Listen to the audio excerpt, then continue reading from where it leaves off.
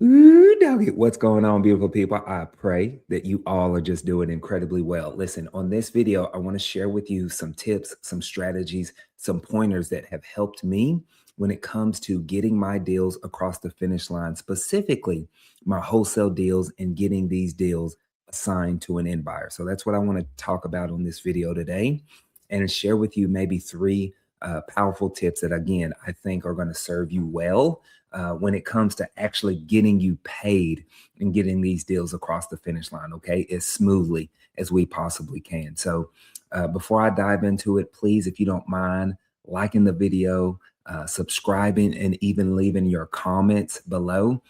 Listen, I personally try to respond to as many as the comments as I can, ask whatever questions you have. And also, if there's ever a video that you want me to elaborate on and expand on, I do not mind creating an additional video for all of my subscribers. Okay, so just leave those comments below. Now, let's get into this.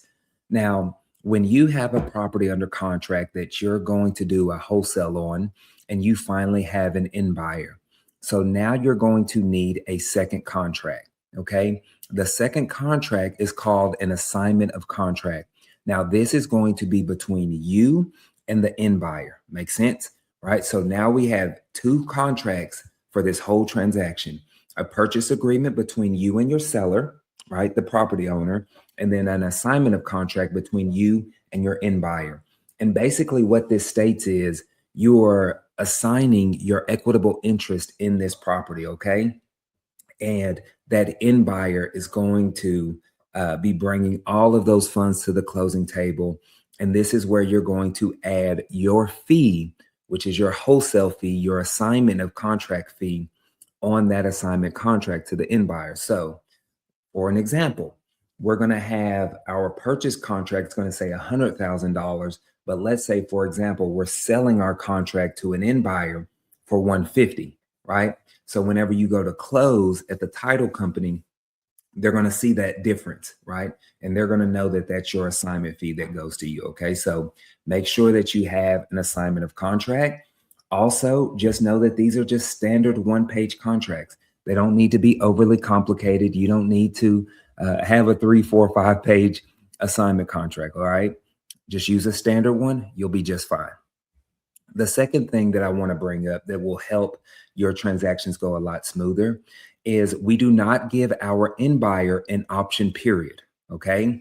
So what this means is, like, whenever I do my contract between me and my property owner, I normally have anywhere from a 14 to a 30-day option period on that contract. So for whatever reason, I can terminate that contract, no harm, no foul, right? And walk away.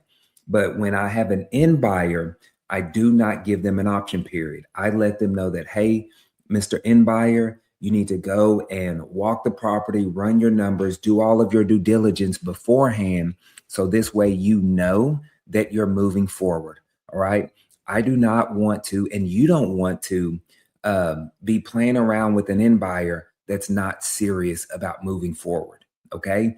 You need to make sure that when they're locked in, they're ready to go. Because let's say, for example, if you only had a 14-day option period on your contract with the property owner, and then you turn around and give your seller 4 days, okay, well, that's a 4-day option period where they can be twiddling their thumb. And if they wait till the 4th day at the last hour to terminate, right, like, you've been sitting on your hands thinking that they're going to move forward, and they're not, right? So we do not give our end buyers an option period. The third thing that we do is we require them to put a non-refundable deposit, right? So most of the time, on average, it's about a $5,000 non-refundable deposit. I have it or find it very hard to believe that an end buyer is going to tell me they're going to come and pay $100,000, $200,000, $300,000 cash for a property, but you don't have $5,000 to put down on this, right?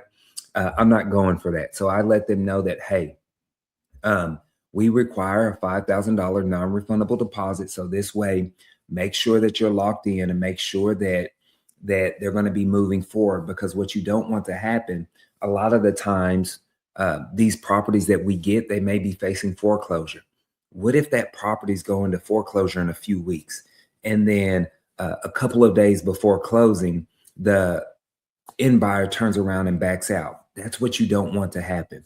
So most of the time, it could still happen, right? But majority of the time, when they put that deposit down, they're pretty much ready to go. The only time they get that money back is if we can't close for anything outside of them, right? Let's say there's airship issues on the property or title issues, and the title company's like, hey, we cannot give y'all clear title to close. Then that end buyer gets their money back because that's not their fault.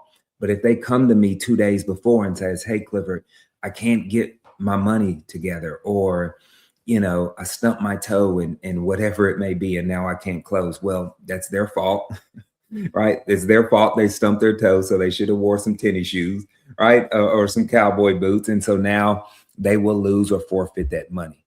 Okay. And so make sure that you do those things. Make sure that you use an assignment of contract, make sure you get that deposit, and also make sure that you do not give them an option period. All right. So prayerfully, these things help.